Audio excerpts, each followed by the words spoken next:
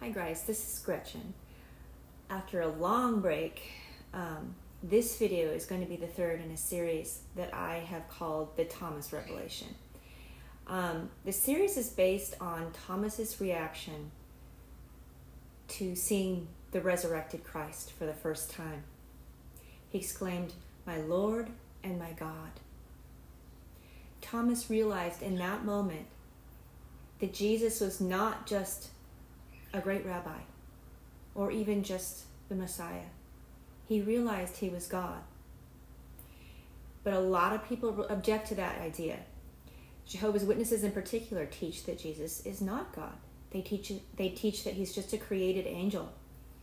In one of the scriptures that they use as a proof text for their view is Colossians chapter 1 verse 15, which says in the New World Translation, "He," or Jesus, "is the image of the invisible God, the firstborn of all creation." So when I say firstborn, what do you think of? I think most people in our culture think of the first child born to a couple, right? The first child of the family. But would it surprise you to know that the way that the ancient Israelites understood that term was a bit different from the way we conceive of it? And that cultural difference is a key to understanding Colossians 1:15. The rendering of Colossians 1:15 in the New World Translation reflects their view. But how do other translations render that verse? Well, the New International Version, the New King James Version, the Christian Standard Bible, the New English Translation, and the Majority Standard Bible all render it this way. Quote, "The firstborn over all creation." The NLT, the New Living Translation, renders it this way. "He existed before anything was created and is supreme over all creation." Why do you think so many respected Bible translators would render that text in that way, different from the way that the New World Translation rendered it? I think it's because the translators wanted to give a more accurate impression of what the original Greek actually means. Ron Rhodes, who wrote the book Reasoning on the Scriptures with Jehovah's Witnesses, said this, quote, "Firstborn does not mean first created. Rather, as Greek scholars agree, the word prototokos in Greek means first in rank, preeminent one, heir. The word carries the idea of positional preeminence and supremacy. Christ is the firstborn in the sense that he is positionally preeminent over creation and supreme over all things. He is also the heir of all creation in the sense that all that belongs to the Father is also the Son's." Jehovah's Witnesses call Jesus the firstborn of all creation, similar to the way that the firstborn of Pharaoh was Pharaoh's first son.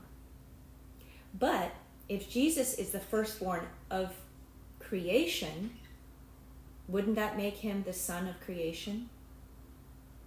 How could that be when in the very next verse, verse 16, it calls Jesus the creator of all things?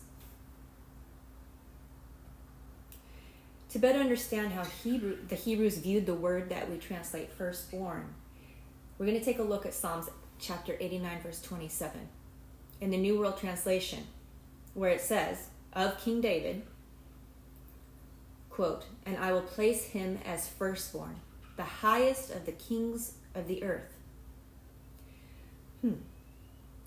David was actually the last-born son of his father, not the first.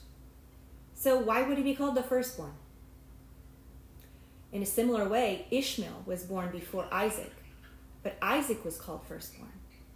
And although Esau was born before Jacob, Jacob was called the firstborn. Why is that? Again, Ron Rhodes explains in his book, quote, "Let us note that among the ancient Hebrews, the word firstborn referred to the son in the family who was in the preeminent position, regardless of whether or not he was literally the son born to the parents, the first son born to the parents.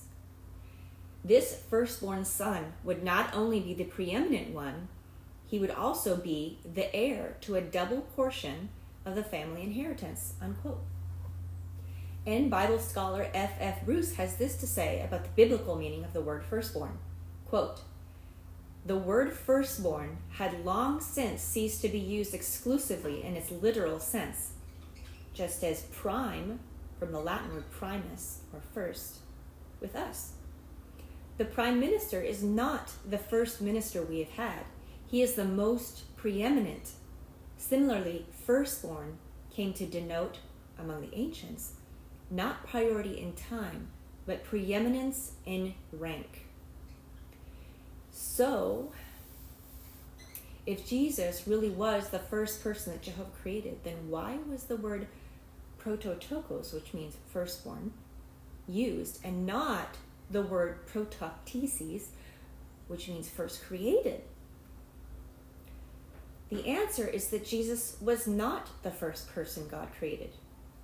What Colossians 1:15 is trying to convey is that Jesus is the preeminent one, the heir of all things, as it says in Hebrews chapter 1, verse 2 of the New World Translation. Quote, "Now at the end of these days he has spoken to us by means of a Son whom he appointed heir of all things, and through whom he made the systems of things." Jesus was not created. He is the creator of all things.